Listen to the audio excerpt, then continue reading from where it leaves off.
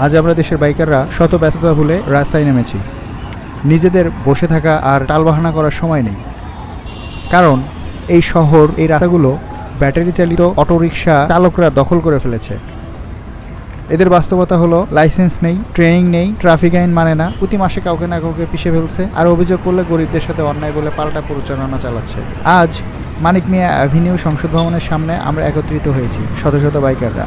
কেউ বেছে বেছে আসেনি, সবাই একই দুঃখে একই রাগে এখানে এসেছে। আমাদের দাবি স্পষ্ট: 1. অবিলম্বে ব্যাটারি চালিত অটোরিকশা নিষিদ্ধ করতে হবে। 2. ট্রাফিক আইন মানে না এমন কোনো যানবাহন রাস্তায় চলতে দেওয়া হবে না। 3. রাস্তার নিরাপত্তা ফিরিয়ে আনতে হবে। লাইসেন্স, ট্রেনিং, ফিটনেস সনদ নিশ্চিত হতে হবে। আমরা আর মরতে চাই না অবৈধ কোনো যানবাহনের জন্য।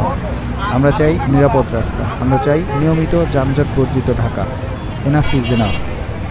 ব্যাটারি চালিত অটোরিকশা বন্ধ করো, রাস্তার শৃঙ্খলা ফিরিয়ে আনো। রাইড অ্যান্ড ভাইব থেকে স্পষ্ট ঘোষণা। আজ আমরা এসেছি, যদি এতেও না হয় কাল পুরো দেশ নামবে।